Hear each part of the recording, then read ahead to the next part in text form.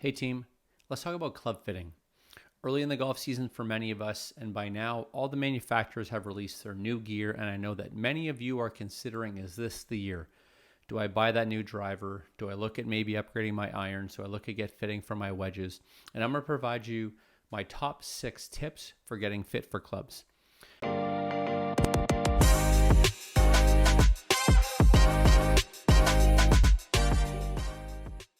Now, this kind of came up because recently I got fit for clubs. I hadn't been fit for clubs for many years, but fortunately this year I'm partnering with Callaway, and as a result, I'm getting some brand new gear. So I'm really excited to partner with Callaway, and they were able to set me up with a fitting at their facility here in Toronto, Ontario.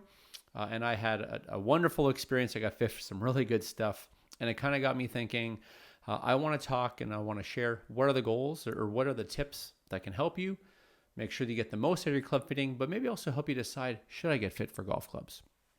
So with each tip, I'll kind of give you a quick rundown of what I was thinking in that moment as well. So first tip around getting fit for new golf clubs or any component of the game is clearly identify what is the goal. What are you looking to get out of that upgrade? And the first thing I'll say is I don't always want to hear, I want to be more consistent. As an example, so when I went for my fitting, I was looking for two things, and I knew based off of some launch monitor data and just my ball flight, for my driver, I was looking for something that spun less. The driver that I had, the combination of the head and the shaft relative to my club head speed, I was consistently spinning it in like the 32 to 3400 range, 34 maybe a little bit high, but let's say 3200 was kind of a common spin for me. And that was just far too much spinning. It was costing me distance. So yes, I was looking to gain distance, but I knew in advance my own game that I was looking to lower the spin on my driver. And the cool part is that my ball speed did not change a whole lot. It went up a little bit based on upgrading tech, which was great. I gained about 2 miles an hour ball speed. My club head speed that day was pretty consistent. But the thing that I noticed throughout my fitting is that my off-center hits, the ball speed stayed the same. And sometimes what happens when you get a hit off the toe or hit off the heel, the ball speed will plummet, and then as a result, the spin will change a lot as well. And the thing I really like about the new Callaway AI Smoke driver is the face was very consistent. I got what I was looking for, which was lower spin across the face, which was getting me more carry, because what was happening before is my drives were ballooning a little bit. But a fantastic bonus is that ball speed and that spin reduction was carried across the face. So my miss hits are going to be in play more often. And I think for a lot of players, yes, we're always looking to optimize our best shots, but also looking for tech that can keep our bad shots in play, maybe cut down on our dispersion a little bit, is something to consider. So the very first thing is, what is the goal? I went in there looking to reduce spin on my driver.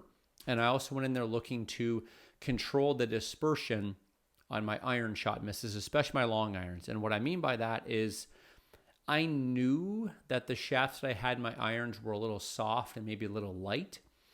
And as a result, for me, when I hit off the toe, I was getting a lot of overdraws. And I know that I don't expect every toe strike to go perfect, but I went in there with a goal of trying to find something that would control those toe strikes.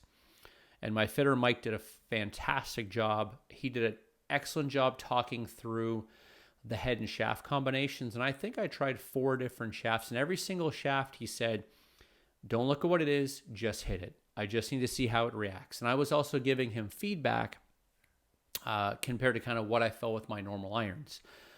And the shaft that we ended up going with is something that was actually stiffer and heavier than I was used to. And to be honest, maybe than I expected.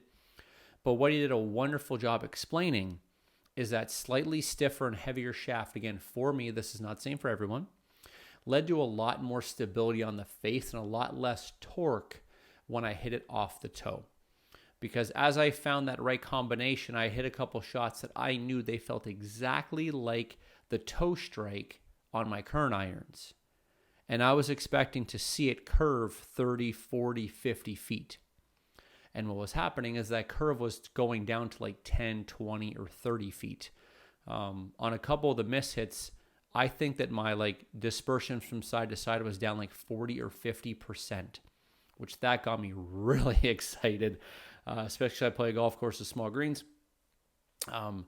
So that is what I was looking for. So I went in there with a very clear goal: lower spin off the driver, and more stability on my toe strikes when I mishit it. And I got both of those, and the fitter did an incredible job explaining me through how each combination was going to give me that. Now, if you're wondering exactly what I got, we're going to save that for a different video where I go through what's in the bag. Hey, here's a little secret. On every Thursday, I send an email with 2 things: my favorite golf tip of that week, and either a quote or stat, or sometimes even a game that you can use when you practice. I don't want you to miss it. The next one's coming out on Thursday morning. Make sure you check the link in the description. Sign up for my newsletter, because on Thursday, the next one's coming. Now let's get you back to your video. Tip number 2 when it comes to getting fit for golf clubs is you have to prepare in advance. Do not show up there having not hit balls for several weeks or months, because let's be honest, you're wasting your time and you're wasting that fitter's time. Don't treat this as you're going in there for a lesson or for a warm-up. If you're serious about getting new gear, prepare in advance. Now, I went for my fitting in the middle of March. And in between then, my wife and I had our first child in January, and it's winter time here in Ontario. So needless to say, I had to be very aware and creative, because I don't have a lot of time, and the weather wasn't good. So it's not like I was able to get outside to be able to prepare myself. Because when we decided to set up this partnership, the last thing I want to do was go there and have a bad fitting. So what I decided to do for myself, I started committing to stretch. Well, I'm usually pretty active with stretching and working out, but I was making sure that I was committed to that. But also something I was doing is that I was going in my garage, and I was swinging the golf club every single day, even if it was just for 5 minutes. And what I would do is I would try to swing a wedge, an iron, and a wood, and just every day go in and make those swings. And what I was just trying to do was get my body used to swinging the golf club again, similar to the way that we knock off the rust when we get into outdoor season. And I figure in that amount of time, I probably made easily over 1,000 swings. Wasn't able to hit a golf ball, but is better than doing nothing. I was able to make over 1,000 swings before my fitting. And the thing that I liked is that my body felt great. I had a little bit of a knee injury beforehand that fortunately I was able to get cleared up, and it didn't hinder me. But sometimes when I kind of come out of winter just swinging the golf club, sometimes I get a little sore in my shoulder from a previous injury, or sometimes my back will be a little bit tender. I went into that fitting feeling fantastic, and I left that fitting after hitting balls for 75 minutes straight feeling fantastic as well. So you have to prepare. Don't waste people's time. And I think it'll also maybe hold you a little bit more accountable to, if it's just about getting golf clubs, prepare for it, and off you go. My third tip when it comes to getting fit is this is now kind of more day of stuff. Arrive early. I don't mean arrive an hour early, but you don't want to be rushed. And usually they're 1 hour slots, and there's a person before you and there's a person after you. So your time is very sensitive there. Do your best to arrive early and get a warm up in. And you may not be able to actually hit golf balls depending on the facility you're going to, but if it's an outdoor spot or at your club, usually there's going to be space to warm up to maybe get some swings in. But make sure that you arrive early and you warm up. Take care of what has to be taken care of on your phone or whatever it is. So when it's your time, you're ready to go. And you can start making meaningful swings right away. Because if you go into that fitting and it takes you 10 or 15 minutes to kind of get up to speed, you're doing 2 things. You're limiting the amount of quality swings you have, because we all only have so many good swings in the bag before we start getting tired, and you start wasting time. With that, it's kind of tip number 3, arrive early, warm up, and be hydrated.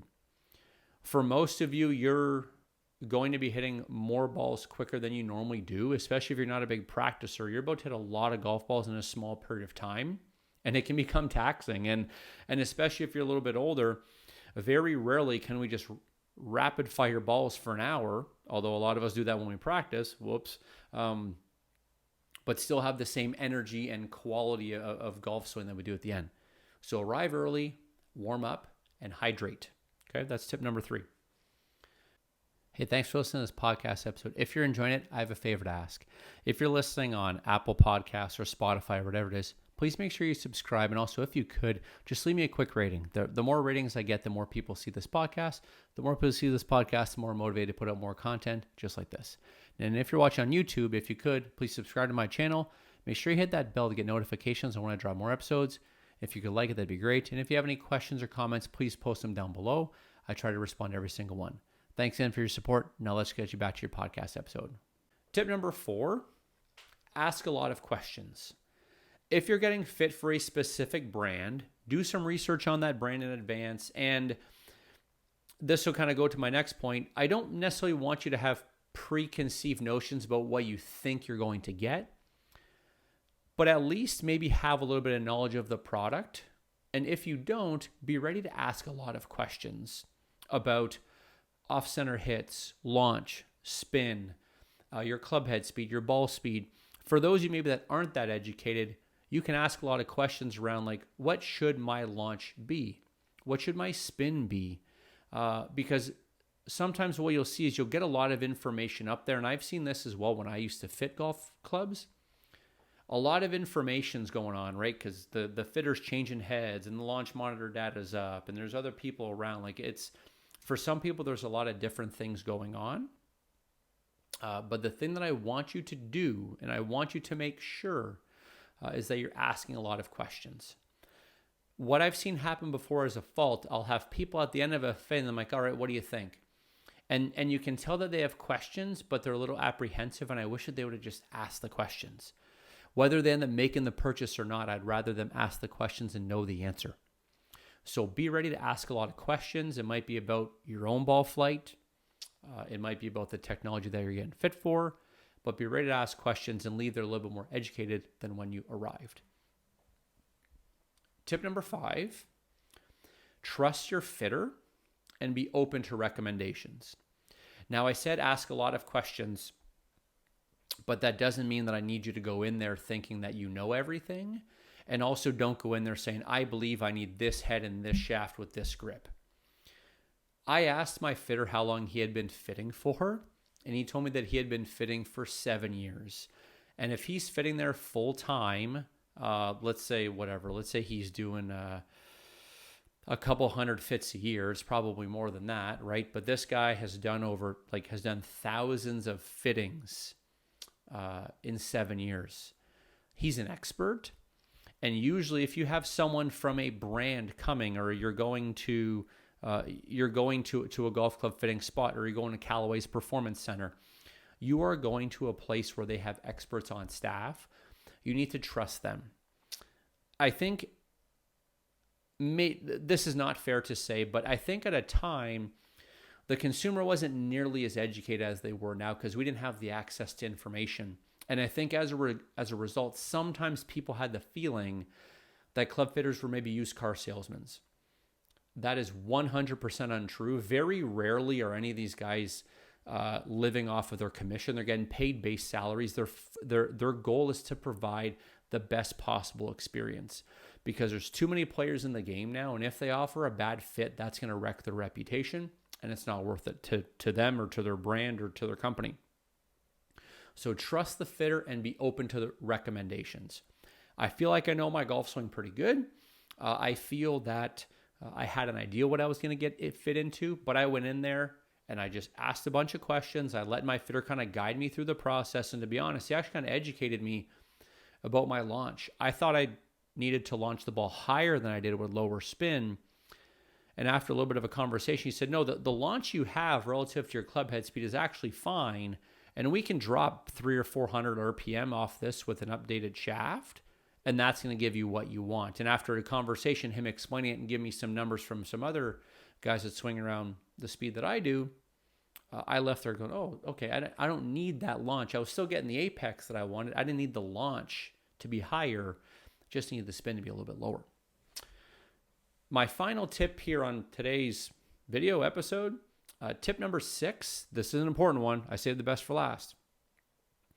Do not worry about being perfect.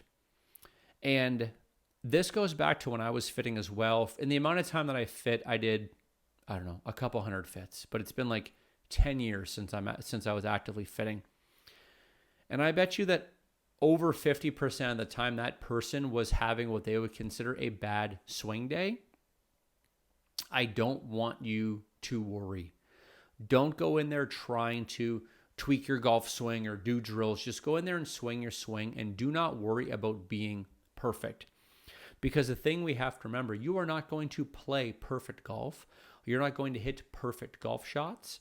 And if you go in there with the goal of improving the distance on your miss hits, right, or trying to reduce the amount of curve you have with your driver, hitting imperfect shots is actually a good thing. So it'll give you a chance to see how it compares. If I went in there and flushed every single iron, I would have never known if I was getting the reduction in curve that I was looking for, and maybe I don't end up in the shaft that I'm in.